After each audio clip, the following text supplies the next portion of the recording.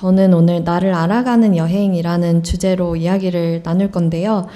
이번 기획전 주제가 Who are you랑 나를 브랜딩 한다는 내용이 있었잖아요. 그래서 처음에는 저의 간단한 소개랑 요즘 시대에 왜 나를 알고 나를 브랜딩 하는 것이 중요한지를 먼저 말씀을 드리도록 하겠습니다. 저는 2010년부터 일을 시작했어요. 그래서 10년차 마케터인데요. 제가 지금까지 다닌 회사는 10년 동안 총 6개의 회사를 다녔고 굉장히 어쩌다 보니까 퇴사와 이직을 자주 하게 된 케이스입니다.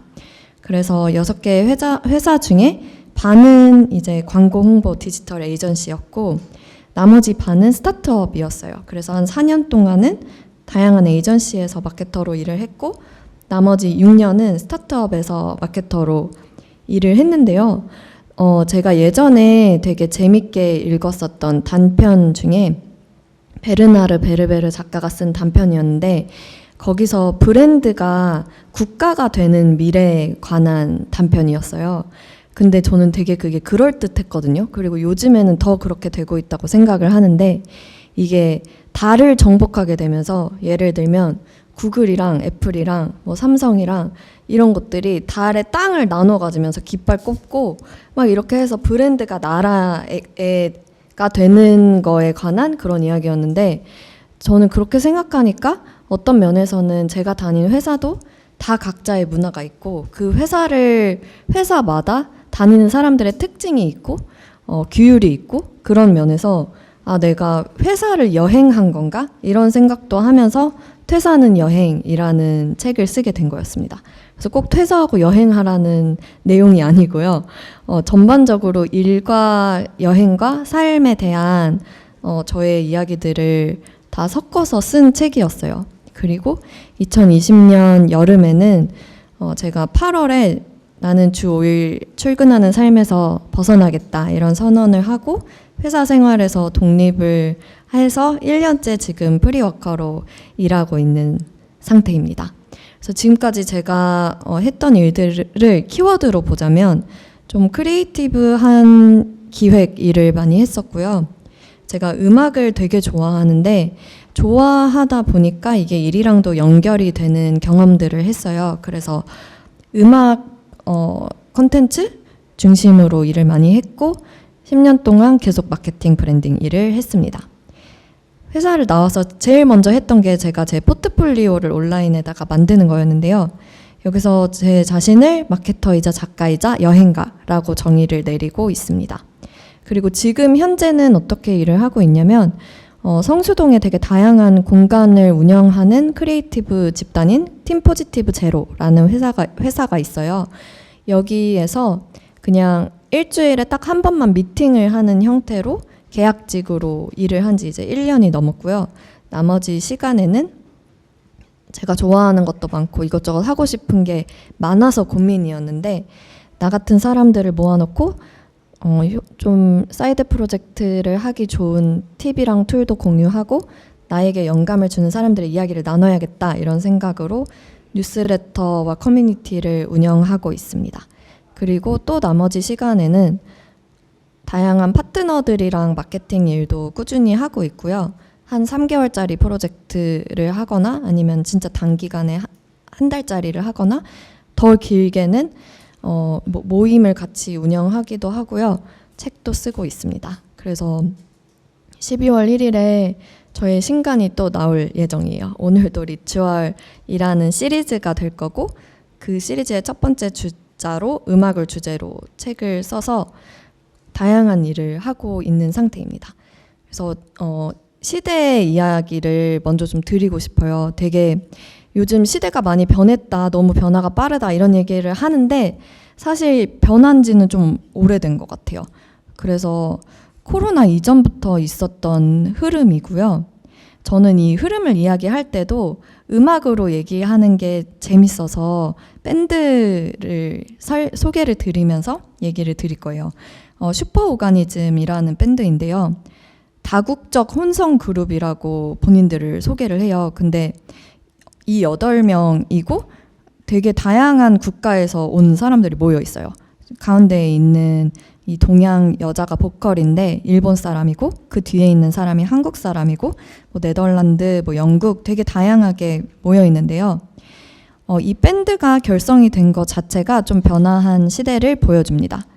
그래서 제가 이제 이 밴드를 좋아해서 인터뷰를 찾아보는데, 이 가운데에 있는 이 동양 여자 이 친구가 보컬인데 오로노예요, 이름이. 오로노한테 어떻게 해서 밴드를 결성하게 됐냐고 질문을 하니까 오로노가 알고리즘이 먹혔어요, 이렇게 대답을 하거든요.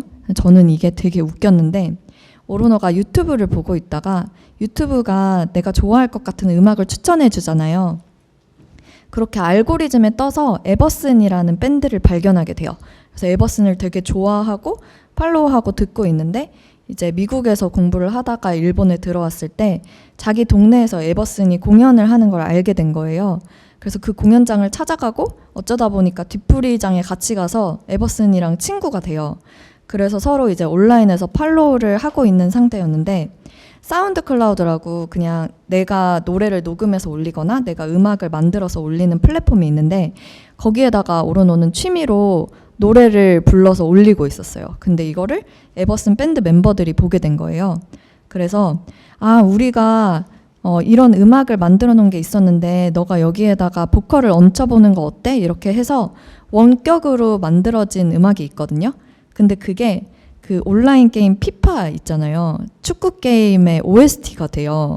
그러면서 이 밴드가 갑자기 확 뜬 거예요. 너무 이미 팬도 많고 유저 수도 많은 게임의 사운드 트랙이 되면서, 그게 그 Something for Your Mind라는 곡이거든요.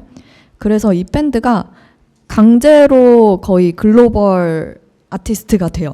그래서 사실 이 음악이 만들어진 것도 다 원격으로 이루어졌고, 이게 코로나 이전부터 있었던 시대의 흐름이고, 뭔가 기획사를 찾아서 기획사에서 연습을 해서 뭐 다 되게 탄탄한 기획을 바탕으로 앨범이 나온 게 아니라 그냥 본인들끼리 만들던 음악이 팬들이랑 바로 연결이 될 수 있는 플랫폼들을 통해서 다 연결이 됐고, 그렇게 해서 오히려 역으로 너무 인기가 많아져서 뭐 기획사도 생기고 지금은 이제 영국에 모여 살아요. 근데 이 한국분만 영국에 안 살아서 단체 사진 찍을 때는 이렇게 이분의 사진을 들고 찍거나 그림을 들고 찍는데요. 저는 그냥 이 밴드 이름도 슈퍼 오가니즘이잖아요. 그 오가니즘이 생명체, 뭐 다세포 이런 뜻이고, 슈퍼라는 그게 붙으면서 약간 괴생명체 이런 뜻인데, 그냥 한 명 한 명 이렇게 모여서 일하는 구조부터가 되게 시대가 달라진 거를 잘 보여주는 사례라고 생각합니다. 그래서 제가 되게 좋아하는 노래 중에 프런송이라고 있거든요. 그 프런이 왕새우예요. 그래서 이 뮤직비디오는 한번 찾아보시면 좋을 것 같은데, 여기서 보는 것처럼 좀 약간 B급 감성이 있어요. 근데 이 뮤직비디오를 만드는 친구도 밴드의 멤버이고, 이 노래 가사를 보면 나는 그냥 고래 싸움에 안 끼고 나는 새우로 사는 게 행복해, 그냥 이런 내용이고요. 여기에 You Do You I Will Do Me라는 노래 가사가 나오거든요. 근데 저는 이 가사가 찾아보니까 그냥 다른 데서도 되게 쓰이는 문장이더라고요, 외국에서는. 근데 되게 좀 요즘 시대의 생각을 굉장히 반영한 가사라고 생각해요. 왜 우리 아이돌들도 보면 되게 뭐 내 맘대로 할 거야, 말리지 마, 막 이런 가사도 나오고, 되게 노래가 시대를 많이 반영하잖아요.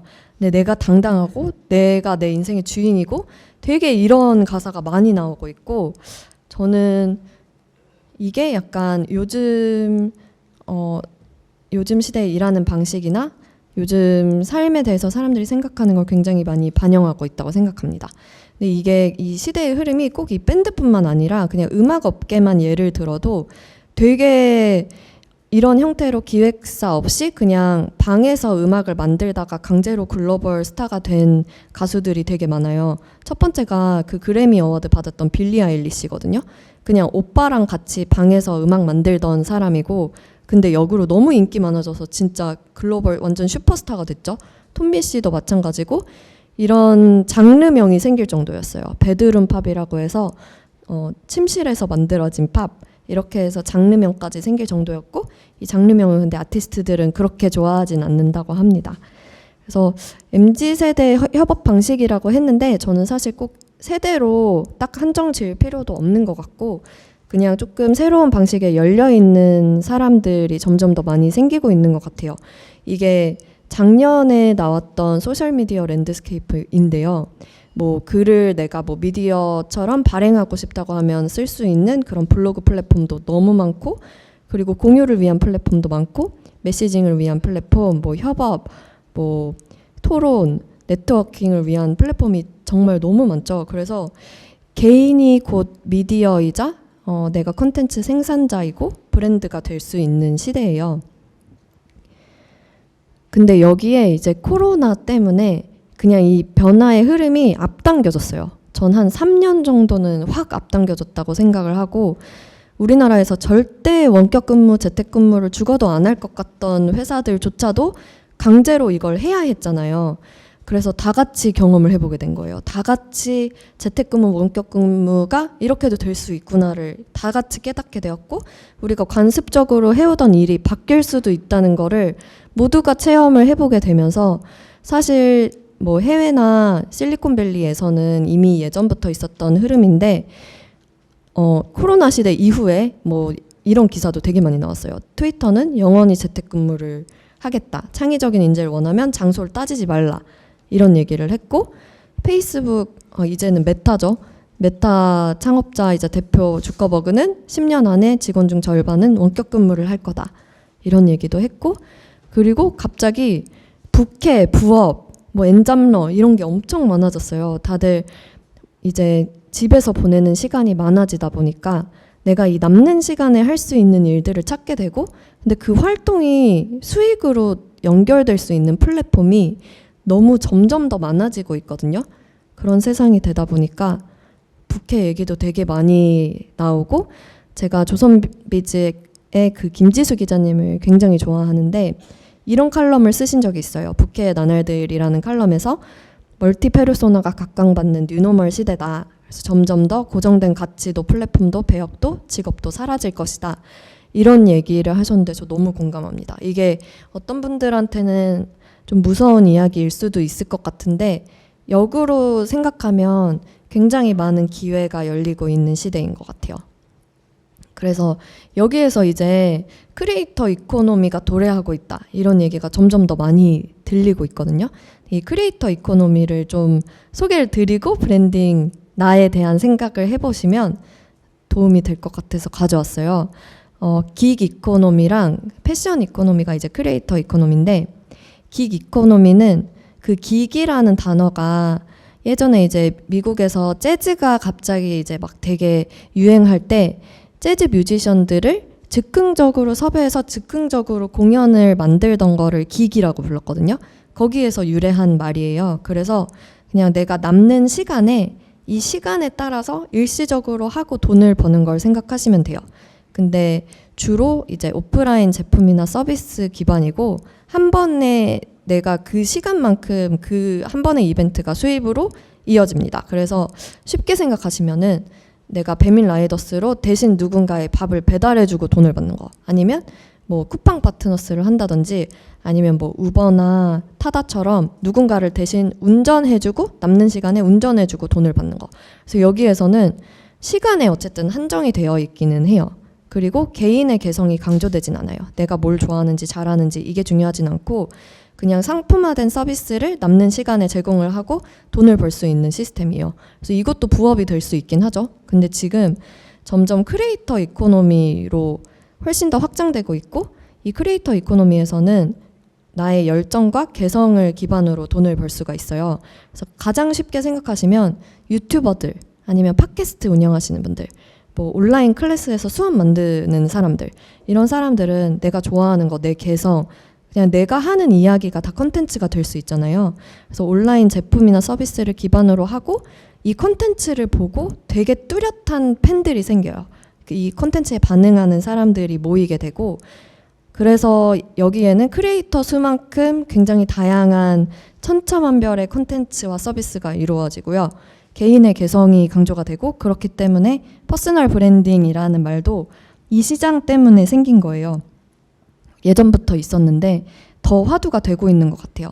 그리고 여기서는 소극적 소득이 가능한데요. 그 소극적 소득이라는 말은 내가 컨텐츠를 만드는데 어느 정도의 시간을 들이고 나면 그 이후에는 에너지를 그렇게 많이 쓰지 않아도 어느 정도 관리만 해줘도 매달 돈이 벌리는 시스템이 가능해집니다. 그리고 확장성이 무한하다는 거는 꼭 시간에 매여 있지 않아요. 그 온라인 디지털 PDF를 예로 들면 다운로드 수에 제한이 없잖아요.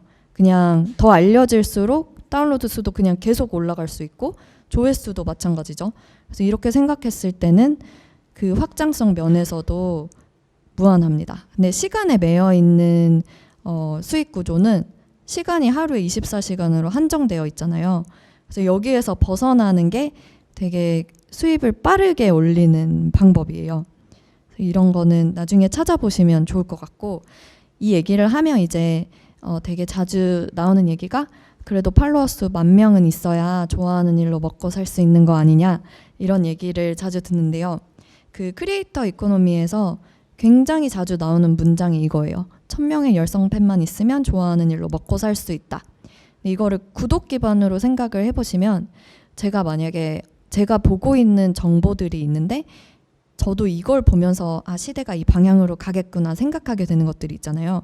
그래서 이거를 제가 뭐 매주 모아서 큐레이션을 해서 보내주고 한 달에 저한테 뭐 5,000원만 주세요. 이렇게 했을 때 이 1,000명 중에 뭐 반 아니면은 뭐 한 300명 이렇게 저를 구독을 해준다고 했을 때 어쨌든 어느 정도의 금액이 확보가 되잖아요, 매달. 그래서 제가 먹고 살 수 있는 금액이 그렇게 막 엄청 거대한 비용이 필요한 건 아니거든요. 그래서 그렇게 생각했을 때는 꼭 팔로워 수가 중요한 게 아니라 내가 어떤 특정한 타겟을 얼만큼 도와줄 수 있는지가 결국 수익으로 나오는 그런 시대가 점점 되고 있는 것 같아요. 그래서 이 구조를 좀 보시면 크리에이터가 컨텐츠를 만들면 그 컨텐츠를 보고 되게 니치한 관객이 모여들어요. 근데 니치하다는 게 뭐냐면 틈새 시장을 말하거든요. 그래서 되게 뾰족한 특징을 가진 사람들이 모이는 거예요. 그냥 자기 개발이 아니라 뭐 주체적으로 일하고 싶고 뭐 근데 취향도 되게 다양한 걸 좋아하고 이것저것 하고 싶어하고 공간에도 관심 많고 식물 좋아하고 음악 좋아하고 그냥 이런 가지고 있던 특성들이 콘텐츠에 자연스럽게 묻어나면서 그걸 보고 모여드는 사람들이 있는 거고, 이 모여있는 사람들을 보고 광고주들이 모여듭니다. 왜냐면 이제는 미디어가 너무 세분화되어 있어서 모두가 TV를 보고 모두가 딱 하나의 미디어만 보는 게 아니라 그 특징마다 보는 미디어가 다 달라요. 그래서 예전만큼 TV 광고가 효과적이지도 않고 그 메시지가 예전만큼 통하지도 않고 대중이 타깃인 경우에는 또 다른 얘기지만 점점 더 특히 이제 스몰 브랜드들한테는 효율적으로 이 마케팅 예산이나 이런 거를 쓰는 방법이 크리에이터랑 협업해서 크리에이터의 목소리를 빌려서 크리에이터가 이미 모아져 있는 그 팬들하고 소통을 하고 같이 뭔가 문화를 만들어가고 이런 게 더 효과적인 상태가 되었어요. 그래서 크리에이터들한테는 점점 더 많은 기회가 열리고 있는 상태고, 팬들이 구독료를 내거나 광고주들이 광고비나 제작비를 주는 형태로 계속해서 컨텐츠를 만들게 합니다. 그래서 좀 이런 선순환 구조가 일어나는 시스템이고, 아무리 레드오션 같아도 모두가 다 다르잖아요. 사람이 다 다르고 가지고 있는 배경이 다 다르고 보고 있는 시선이나 느끼는 게 다 다르기 때문에 저는 똑같은 얘기여도 누가 얘기하느냐에 따라서 와닿는 게 되게 다르잖아요. 그래서 여러분도 아, 내가 하고 싶은 이야기 이미 다 많이 하고 있어 이렇게 생각을 해도 사실 내가 비집고 들어갈 구역이 또 있다는 거거든요. 그러니까 그만큼 같은 얘기를 많이 하는 사람이 있다는 거는 그만큼 팔린다는 거예요. 그만큼 시장성이 있다는 얘기고, 오히려 내가 여기에서 뭘 더 다르게 할 수 있을지, 뭘 더 잘 할 수 있을지 이런 거를 고민해 보시면 좋을 것 같습니다. 제가 저 뒤에도 이제 저의 책 큐레이션이 되어 있는데 그 헤르만 헤세의 데미안을 골랐어요. 근데 제가 이 책을 되게 좋아하는 이유가 굉장히 다양한 문장을 좋아하는데 그 중에서도 이걸 되게 좋아해요. 내 속에서 솟아나오려는 것 바로 그것을 나는 살아보려고 했다. 왜 그것이 그토록 어려웠을까? 이 문장을 되게 좋아하는데요. 저도 이제 뭐 브랜딩 강연이나 아니면은 내가 나를 알아가는 방법, 뭐 독립적으로 일하기 이런 강연을 계속 하다 보면은 강연을 다 들었는데 그래도 어렵다 이런 반응들을 많이 받아요. 근데 그건 당연한 것 같아요. 여기 책에서도 나오잖아요. 내가 나를 살아보려고 하는 거는 원래 어려운 일이고 하루아침에 되는 일이 아니라 내가 나를 알아가는데도 되게 시간이 필요하다는 거를 전 딱 30쯤에 알았거든요. 저는 제가 저니까 나는 나니까 나는 날 알고 있겠지. 그냥 막연하게 이렇게 생각을 했는데 한 20대 후반이 돼도 전 제가 고등학생 때 한 20대 후반 30 초반 되면 이미 성공해가지고 완전 멋있는 커리어 우먼이 커리어를 가지고 막 그런 상상을 하고 있었는데 30살이 됐는데도 고민이 안 끝나는 거예요. 나는 내가 원하던 회사에 들어갔는데도 고민하고 여행을 갔다 왔는데도 고민하고 도대체 뭐가 문제지 나는 막 이런 생각을 진짜 많이 했는데 그냥 내가 나를 알아가는데 그 과정이 진짜 필요한 것 같아요. 내가 안 좋아하는 줄 알았던 일이 알고 보니까 좋아하는 일이었고 못하는 줄 알았던 일이 잘하는 일이었고 이런 거를 부딪히면서 시행착오를 겪어야지만 알 수 있는 것 같아요. 그래서 원래 어려운 일이니까 그냥 그 과정을 즐기시면 좋을 것 같고요. 제가 이 이야기를 하는 이유는 아까 그 시대의 흐름이랑 그 변화가 너무 가팔라졌는데 각자 이제 집에서 보내는 시간도 길어지고 내가 나랑 시간을 되게 많이 보내게 되면서 나로 존재한다는 게 뭘까? 이 고민을 하는 사람들이 기하급수적으로 늘어난 것 같아요. 코로나 이후로. 그래서 저는 약간 이게 이 팬데믹 시대가 우리한테 준 이 뭔가 이 고난 때문에 사람들이 오히려 더 잠깐 멈춰서 제동을 걸어준 것 같거든요. 너무 무분별하게 발전시키고 막 시간 빨리 이렇게 해서 막 달려가고 있었는데 이렇게 하는 게 맞나? 이게 맞았나? 관습적으로 하고 있던 일이 이런 방법이 아니라 뭐가 다른 방향이 있지 않을까? 이렇게 좀 제동을 걸어주는 역할을 한 것 같고 그래서 나는 누구인가? 어떤 일을 하고 싶은가? 내 시간을 어떻게 쓰고 싶은가? 그래서 어떻게 살 것인가? 이 질문을 정말 진지하게 고민하는 사람들이 늘어났다고 생각해요. 저는 이 고민을 고등학생 때부터 치열하게 했다고 생각해요. 그래서 책도 많이 읽고 여행도 계속 다니면서 도전하고 그 경험들을 담은 책이 이제 태사는 여행이랑 독립은 여행이 된 건데요. 점점 세상은 타인한테 기준을 두는 거에서 나에게 기준을 두는 걸로 옮겨가고 있습니다. 이게 소비도 마찬가지예요. 더 이상 뭔가 가격이 싸고 품질이 괜찮다고만 해서 사람들이 구매하지 않고 진정성이 있는지를 보고 이게 환경에도 좋은지를 보고 이 회사가 윤리적인지를 보고 아무리 잘 나가던 회사도 뭐 직원을 함부로 대했다거나 환경에 되게 뭐 던지고 있는 메시지랑 반대되는 행동을 했다거나 하면은 이게 SNS상에서 하루아침에 다 까발려지면서 하루아침에 망할 수도 있는 그런 시대가 됐어요. 그래서 투명성, 진정성이 브랜딩에서도 정말 중요해지고 있고 어떻게 소비하는지가 내가 어떤 브랜드를 쓰는지가 나의 정체성까지 보여주는 시대가 되었습니다. 그 츠타야 서점을 만든 마쓰다 무네야키가 지적 자본론에서 모든 사람이 디자이너가 되는 미래를 얘기하거든요.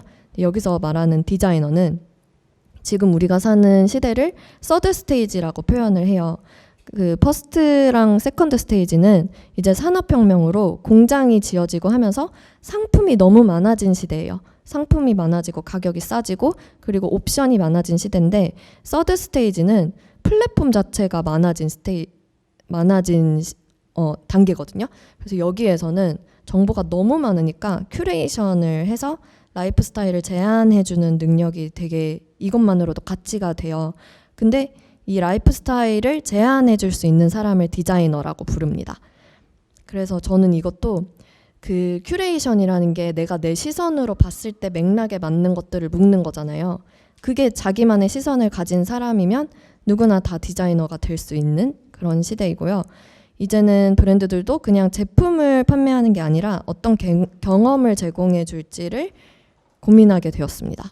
그리고 코로나 때문에 오프라인 만남이 최소화되고 온오프라인이 혼합된 형태, 오늘 강연도 좀 그런 형태죠. 그런 형태로 일들이 많이 생기고 있고, 초연결, 초개인화 시대는 이전부터 있었던 키워드인데 코로나 때문에 훨씬 더 극대화가 된 것 같아요.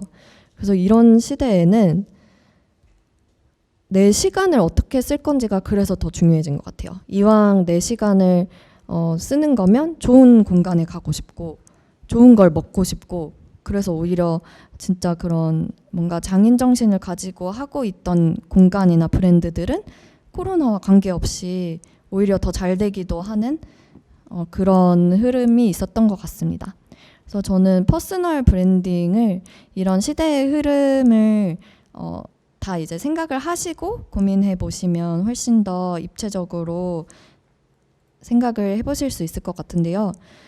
제가 이 질문을 받았던 거는 한 5년 전부터였던 것 같아요. 제가 브런치라는 플랫폼에서 꾸준히 글을 썼어요. 첫 번째 이제 시작했을 때부터 첫 번째로 바로 지원해서 썼던 사람 중에 한 명인데, 여기에서 이제 스타트업 마케터의 일기라는 매거진을 만들어서 쓰게 되면서 제가 우선 업계에서 알려졌어요. 스타트업 마케터로 먼저 알려졌고, 그러면서 퍼스널 브랜딩을 어떻게 했냐는 질문을 받게 됐던 것 같은데, 전 이 질문 처음 받았을 때 조금 당황했었던 거는 나는 나를 이렇게 브랜딩 해야지 이렇게 생각하고 뭘 한 적이 없거든요.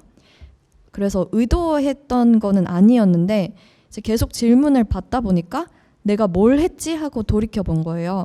근데 그 가장 첫 번째 단계가 좋아하는 마음이 있었던 것 같아요. 저는 아까도 말씀드렸지만 내가 나를 알아가는데도 시간이 필요하다고 했잖아요. 그래서 내가 나를 아는 게 퍼스널 브랜딩의 제일 첫 번째 단계예요. 그거를 모르면은 브랜딩이 어렵거든요. 진정성 있는 브랜딩을 하기가 어려워져요. 그래서 저는 내가 나를 알아가는 거에 굉장히 중요한 게 좋아하는 마음인 것 같아요. 내가 뭘 좋아하는지를 아는 게 되게 중요한데요. 저는 음악을 진짜 좋아해요. 그래서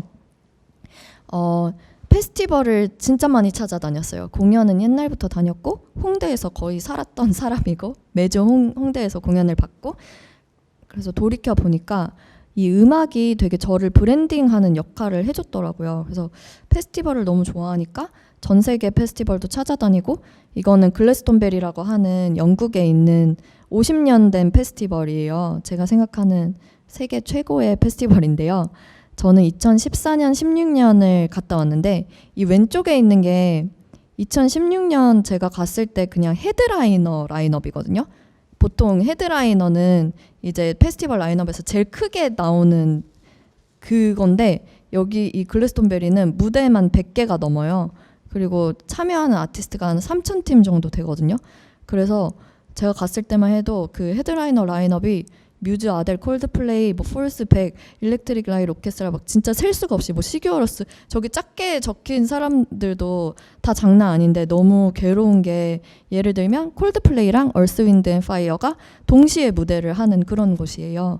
그래서 진짜 몸이 여러 개면 좋겠다 이런 생각도 했었는데요. 이렇게 어마어마한 규모입니다. 거의 20만 명이 모여서 1년에 일주일 정도 그냥 음악 마을이 생긴다고 생각하시면 되고, 120만 평이 한 압구정역에서 강남역 정도의 부지가 전체가 다 페스티벌 사이트가 된다고 생각하시면 되고, 농장에서 벌어져서 교통수단이 아예 없어요. 농장에 진짜 그냥 페스티벌 부지가 생겨서 다 걸어 다녀야 되는데 무대 하나에서 무대 하나 걸어가는데 1시간이 걸리기도 합니다. 그래서 이거는 이제 메인 무대인 피라미드 스테이지인데 여기 앞에 10만 명 들어가거든요. 그래서 10만 명이 다 같이 떼짱하고 있을 때의 소름은 좀 말로 표현하기가 힘든 것 같아요. 그냥 인간은 다 이런 데 가면 다 세상은 아름답구나 막 이런 생각 들고, 그냥 다 같이 노래하고 부둥켜 안고 막 춤추고 이러고 있는데 그냥 이런 게 평화가 아닐까 뭐 이런 생각도 했어요. 근데 그냥 이런 순간들이 너무 좋아해서 찾아다녔던 건데, 그러다 보니까 우리 회사에서 공연 제일 좋아하네 이렇게 그냥 제가 알려져 있었던 거예요. 근데 그래서 이제 제가 처음으로 했던 덕업일치의 경험이 그 홍보 에이전시를 다닐 때 제가 매년 가던 벨리록 페스티벌에 SNS를 운영할 사람을 찾는데 제가 불려갔어요. 이게 들어왔을 때 저는 매년 가는 애니까 뭘 하면 좋겠냐고 해서 제가 불려갔고 제가 이 프로젝트를 담당을 하게 된 거죠. 그래서 이게 첫 번째 덕업일치의 경험이었고 아까 그런 경험들을 제가 브런치에 전 이제 마케터니까 브랜딩 마케팅 관점으로 글래스톤베리를 봐도 흥미로운 지점이 되게 많거든요. 일단 로고가 아예 없어요. 그 참여하는 브랜드 스폰서가 아예 없어요. 오히려 옥스팸이랑 그린피스를 후원하는 곳이고 그리고 보이는 장면마다 다 다른데 저는 일관성, 진정성 면에서 배울 게 너무 많은 페스티벌이어서 이런 걸 이제 마케터의 관점으로 풀었을 때 그리고 버닝맨이라는 곳에 대해서도 경험이랑 제가 가진 인사이트 위주로 풀었을 때 이런 글들이 공유가 되면서 제가 한 번 더 제 컨텐츠를 통해서 알려지게 됐어요. 그렇게 해서 다음에 들어갔던 회사가 다양한 경험이랑 공연을 만드는 커머스 스타트업에서 저는 MD로 일을 했고요. 여기에 보이는 게 제가 만들었던 공연들이에요. 그래서 딱 10명을 위한 옥상 달빛의 공연이라던가 볼빨간 사춘기가 루프탑에서 공연하는데 딱 40명만 올 수 있다던가 이런 것도 만들었었고 그 다음에는 스페이스 오디티라는 음악 스타트업에서 마케터로 3년을 일했습니다. 그래서 뉴스레터도 만들고 뭐 전시의 OST도 만들고 디깅클럽 서울은 아는 분들도 계실 것 같은데 그런 20세기의 음악을 요즘 가수들이 리메이크하는 프로젝트였어요. 그래서 뭐 장필순의 어느새를 백예린이 리메이크하고 김현철의 오랜만에를 조지가 리메이크하고 그런 프로젝트도 진행을 했었고요.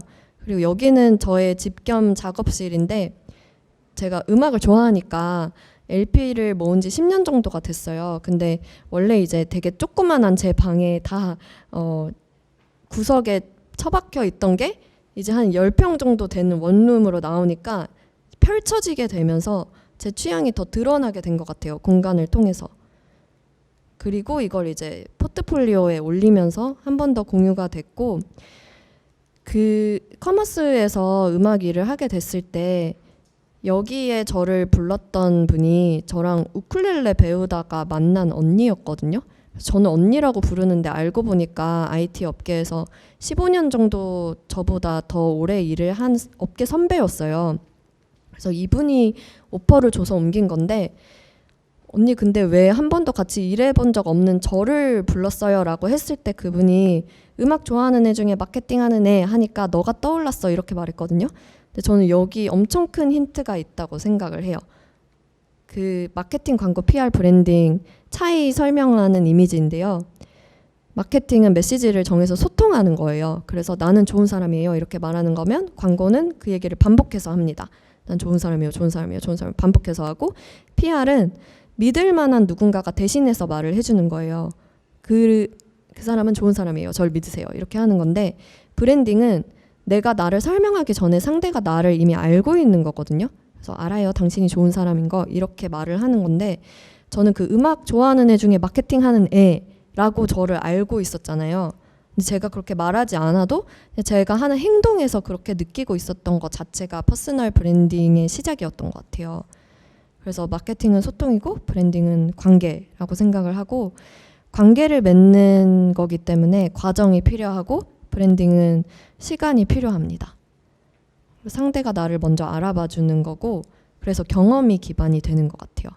그래서 저도 이런 경험들을 통해서 저에게 쌓인 키워드들이 이런 키워드가 생긴 것 같아요. 음악 다능인, 뭐 독립 뉴스레터, 융지트는 제 공간이 별명이고 그래서 진정성이 있는 퍼스널 브랜딩이 가능하려면은 저는 외에서 출발하는 게 되게 중요하다고 생각하는데 내가 던지고 싶은 핵심 메시지, 나를 움직이게 하는 게 무엇인지, 내가 진짜 좋아하는 게 뭔지, 어떤 가치를 어떤 이야기를 사람들한테 던져서 누구를 도와주고 싶은지 이런 게 되게 중요한 것 같고요.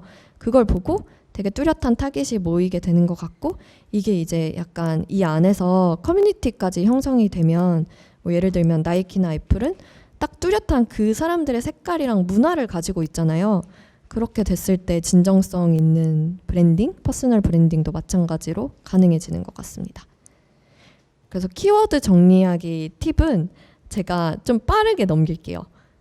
이거는 그냥 쭉쭉 보여드리면 문장으로 내가 하는 일을 설명해 보는 것도 되게 좋은 것 같아요. 명사로 생각하는 게 아니라 문장으로도 만들어 보시면 좋을 것 같고요. 저는 이렇게 문장으로 만들면 이거를 꾸준히 계속 보여줬어요. 그래서 원래는 아날로그한 취향을 가진 마케터라고 했는데 이것도 저는 약간은 상반되는 것 때문에 조금 더 사람들이 흥미롭게 느낀 것 같은데 전 디지털 마케터거든요. 근데 아날로그한 걸 정말 좋아해요.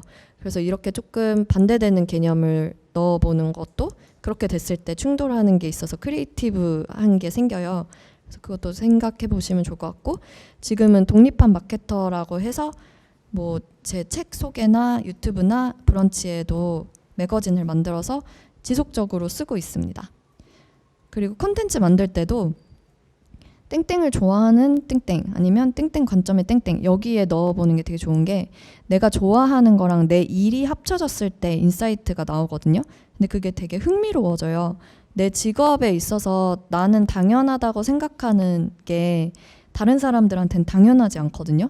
아, 당연히 알겠지 이렇게 생각하는 게 몰라요. 그래서 그냥 내가 좋아하는 거랑 내 일을 엮었을 때 되게 흥미로운 컨텐츠가 나올 수 있어서 뭐 예를 들면 뭐 음악을 좋아하는 요리사라고 했을 때 뭐 레시피로 뭔가를 표현해 볼 수도 있을 것 같고 아니면 어떤 요리에는 어떤 음악을 페어링 할 수도 있을 것 같고 그런 식으로 좀 내가 재밌게 할 수 있는 시리즈로 기획을 해보시는 것도 좋을 것 같습니다. 그래서 저는 이렇게 나온 컨텐츠가 마케팅 관점의 글래스톤베리였어요.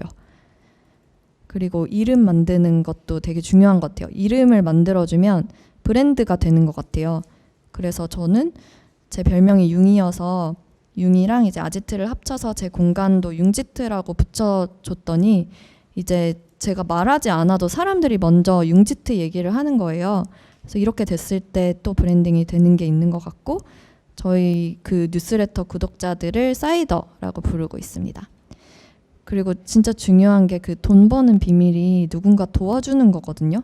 내가 돈을 벌 거야 막 이게 중요한 게 아니라 누군가를 많이 도와줄수록 돈은 그냥 따라오는 것 같아요.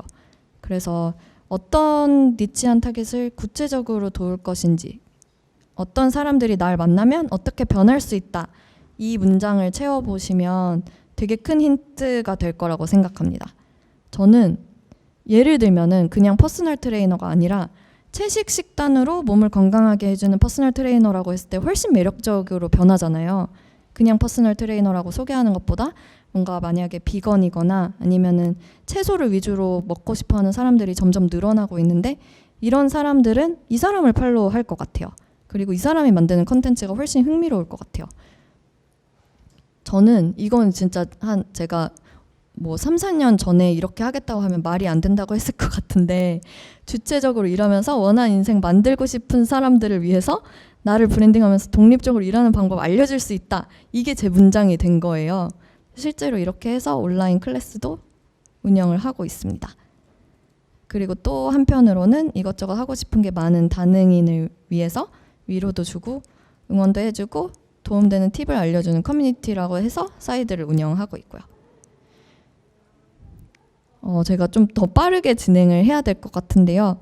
저는 제가 작년에 작년 초에 모든 것이 되는 법이라는 책을 읽고 다능인이라는 개념을 발견했는데 이게 저한테 되게 많은 위로가 됐어요. 저는 한 가지를 선택하는 걸 너무 못하고 제가 자주 옮겨 다닌 거를 보시면 아시겠지만 꾸준히 하는 거를 좀 잘 못해서 장인들을 되게 존경해요.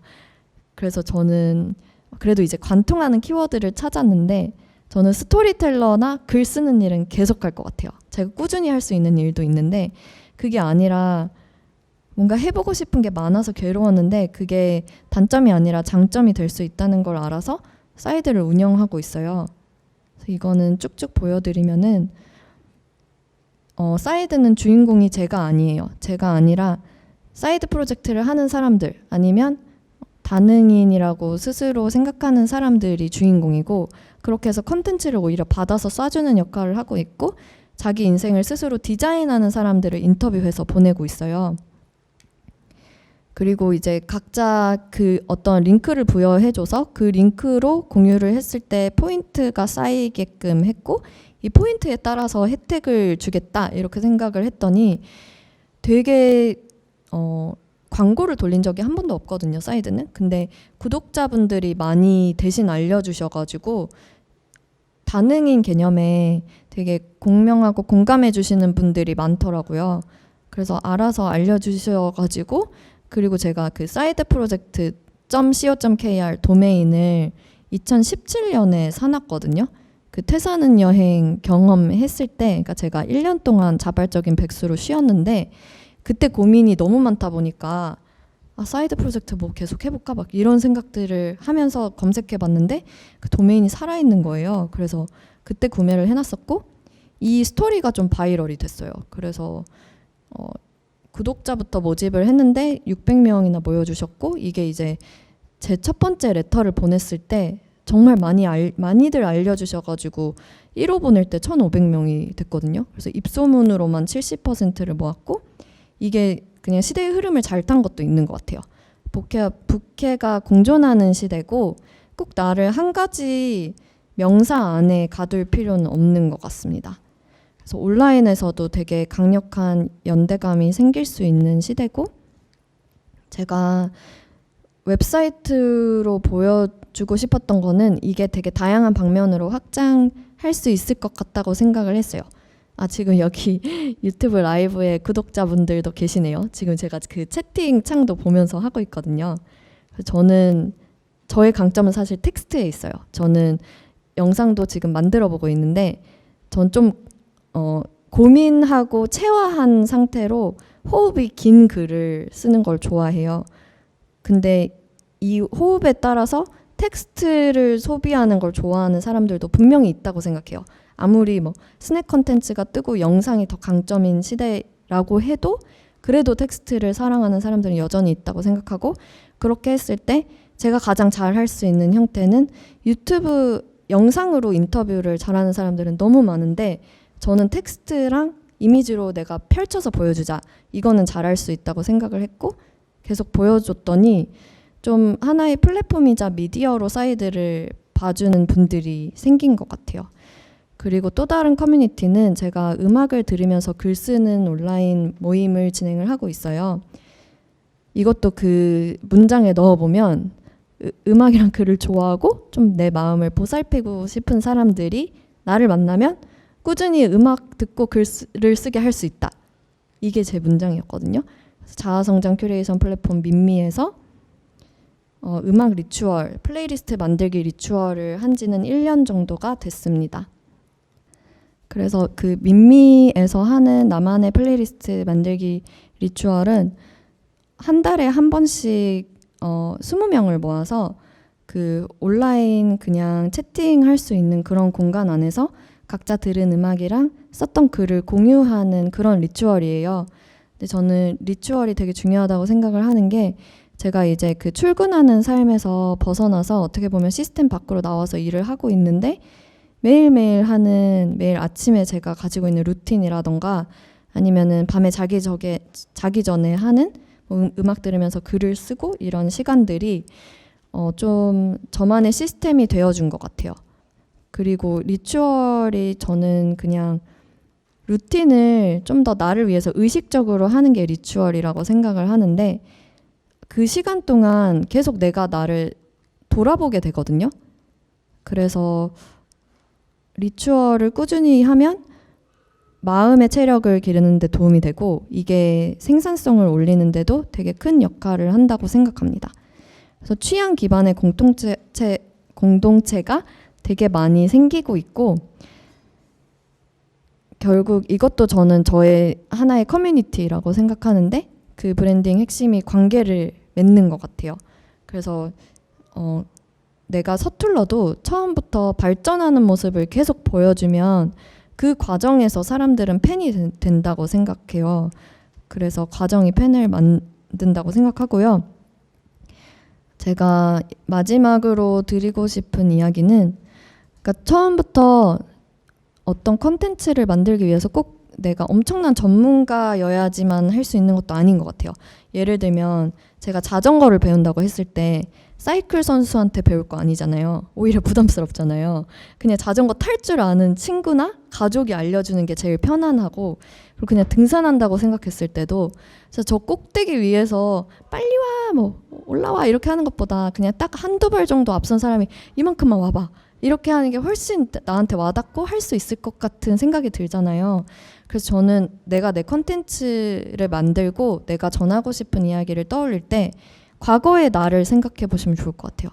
과거에 나 같은 사람들 진짜 많을 거거든요. 근데 그 사람들이 내가 하는 이야기에도 가장 잘 공감을 해줄 거고 내가 하는 이야기가 제일 잘 와닿을 거라서 계속 컨텐츠를 만들고 이야기를 뭔가 하고 싶은 분들은 과거의 나를 타겟으로도 생각을 해보시면, 그리고 이 사람들을 어떻게 돕고 싶은지 생각해 보시면 큰 힌트가 될 것 같습니다. 마지막으로 하고 싶은 얘기는 제가 되게 퇴사랑 이직을 어쩌다 보니 많이 했잖아요. 근데 제가 백수 이력서라는 걸 그래서 써본 적이 있거든요. 첫 번째 회사랑 두 번째 회사 사이에 두 달 정도를, 그때는 이제 미국에서 한국으로 들어오는 거여서 놀게 된 거였는데, 이때 돈 모아서 모아놨던 돈으로 동유럽을 갔고, 그러니까 생각해 보니까 이력서에는 안 들어가는 순간들이 내가 나를 알아가는데 엄청 핵심적인 역할을 했더라고요. 두 번째 회사 나왔을 때는 이때 제가 기약 없이 나온 첫 번째 퇴사였는데요. 돌이켜보면 이땐 좀 무모했던 것 같아요. 그냥 그 20대 때 패기로 나왔는데 한 3달 지나니까 통장에 돈이 떨어지고 되게 조급해지더라고요. 근데 이때 어떻게 살 것인가를 주제로 저한테 소중한 사람들을 다 인터뷰해서 나름의 기록으로 다 남겨놨거든요. 근데 이 시도 자체가 저한테 엄청 의미가 있었던 것 같아요. 그래서 아빠랑 엄마랑도 어떻게 살 것인지 주제로 얘기를 처음 해봤고, 동생이랑도 그렇고 그때 친한 친구들이랑도 해봤는데 이런 거 얘기 잘 안 하게 되잖아요. 괜히 좀 뭔가 오글거리고 좀 평소에 그냥 얘기하기 힘든 주제인데 이게 약간 계기가 되니까 되게 좋더라고요. 그리고 이제 5번째랑 6번째 회사 사이가 제가 2017년에 자발적인 백수로 지냈던 때인데, 사실 이때 제가 안전지대 밖으로 나오지 않고 있었던 게, 퇴사를 했는데도 불안하니까 카페에서 알바를 했어요. 그래서 일주일에 2번은 카페로 나가는 형태로 하다 보니까 제가 3박 5일로 낑겨서 캄보디아를 갔다 왔거든요. 근데 호스텔이랑 에어비앤비에서 묵는데 호스텔에서 되게 다양한 배낭여행자들을 만나고 퇴사자들을 진짜 많이 만났어요. 그래서 너 퇴사했어? 나도 막 이렇게 하이파이브 하고, 난 이제 어디서 왔는데 어디로 갈 거야 이런 얘기 하는데 저만 한국에서 왔는데 다시 한국에 간다고 한 거예요. 근데 그때 친구들이 왜 너 회사 관뒀다고 하지 않았어? 이렇게 했는데 제가 그 당연한 질문에 충격받았거든요. 그러네, 나 왜 이러고 있지? 나는 왜 모험하고 싶다고 하면서, 그리고 모아놓은 돈도 있는데 불안하다고 카페에서 알바하고 왜 그러고 있지? 라고 생각해서 캄보디아에서 한국으로 돌아오는 비행기 안에서 바로 다시 결심을 했어요. 한국 가면 하고 있던 일 진짜 다 관두자. 그리고 저는 막 어렸을 때 나디아처럼 막 바람에 머리 휘날리면서 여행하고 그런 것도 꿈꿨거든요. 그래서 이거를 할 때다 그런 생각을 하고, 이때도 제가 하던 일을 다 관두고 이런 선언을 했어요. 2017년을 하고 싶었던 일 해보는 한 해로 만들겠다. 여행 가고 싶으면 가고 요가 생활하고 춤도 배우고 보고 느끼는 것들을 사진 글로 기록할 거다. 그리고 마지막에 썼던 얘기가 책을 쓸 거라고 했거든요. 근데 이게 1년 후에 내가 죽는다면 뭘 하고 싶지? 라는 질문을 저 스스로한테 던졌을 때 그거를 1년 동안 실제로 행동으로 옮겼어요. 그래서 이때 썼던 글들은 사실 내가 나중에 꺼내보고 싶은 앨범 같은 책을 만들자 이렇게 생각하고 기록을 시작했는데 그냥 이 경험 자체가 책이 됐어요. 그래서 그게 퇴사는 여행이라는 책이고요.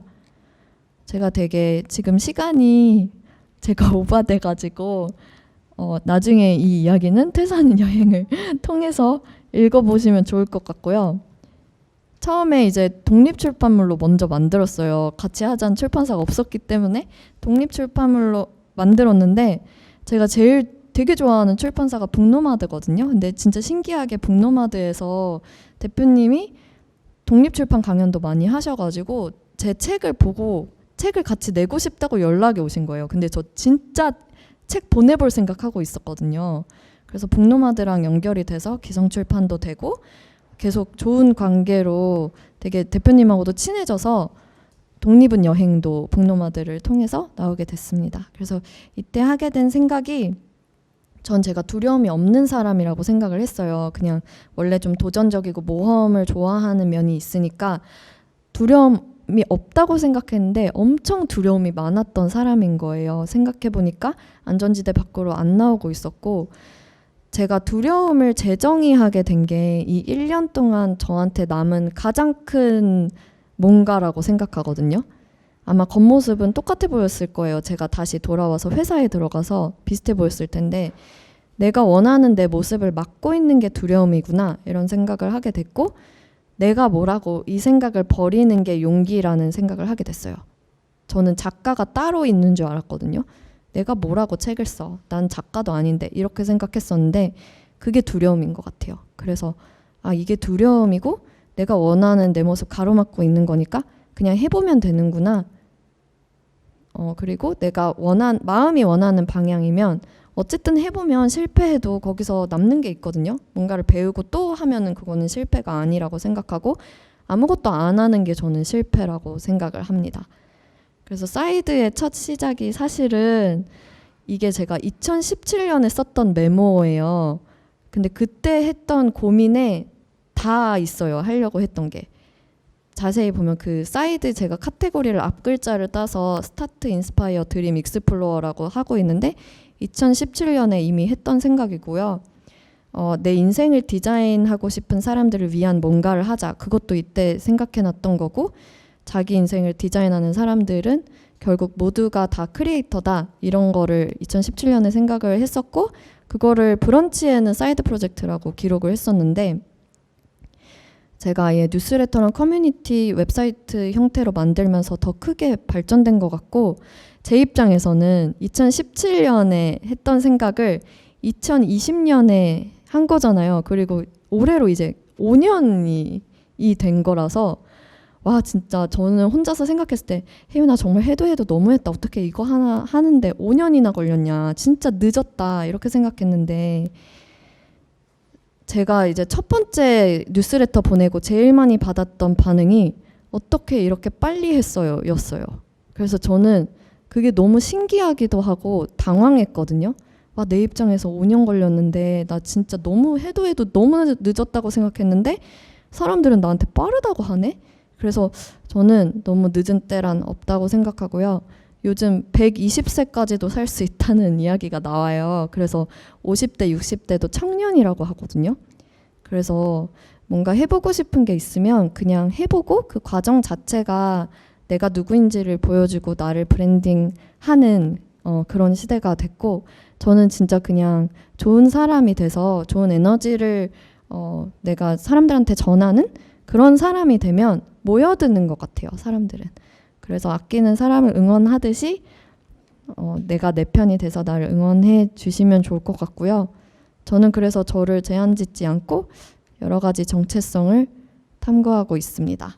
그래서 저는 무조건 아티스트가 되어야 한다는 얘기를 이제 세스 고딘이 20년 전부터 했는데 이 아티스트란 말이 꼭 예술가만을 말하는 게 아니라 자기 인생을 만들어 나가는 사람들 모두가 다 저는 아티스트라고 생각을 하고요. 나만의 이야기를 만들고 그 이야기를 파는 게 결국엔 아티스트고 그래서 내가 좋아하는 거랑 나다움이 경쟁력이 되는 시대라고 생각합니다.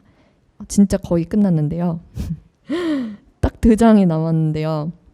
제가 이나모리 가즈오 이분이 엄청 유명한 일본의 기업가예요. 이분이 쓴 책들도 되게 좋아하는데 이분 책은 약간 도덕책 같은 느낌이 나거든요. 근데 이분이 그런 얘기를 했어요. 생각이 씨앗이고 이제 그 내가 마음에 그린 대로 계속 컬러를 넣어서 상상하면 그게 실현이 된다고 하는데 저는 이 세세한 부분까지 컬러로 상상할 수 있으면 실현된다. 이 문장을 되게 좋아합니다. 그래서 여러분이 원하는 인생이나 원하는 내 모습을 되게 구체적으로 계속 컬러를 넣어서 상상을 해보시고 이게 진짜 생각하는 대로 되니까 믿으면 행동하게 되는 것 같아요. 그래서 그 걸음걸음이 이것도 되게 유명한 이야기죠. 스티브 잡스가 얘기했듯이 그 한 점 한 점이 어떻게든 연결될 거라고 믿고 하다 보면 정말 연결이 되는 지점이 오는 것 같습니다. 그래서 여러분들의 독립적인 길과 이야기를 응원하면서 저의 이야기를 마치도록 하겠습니다. 감사합니다.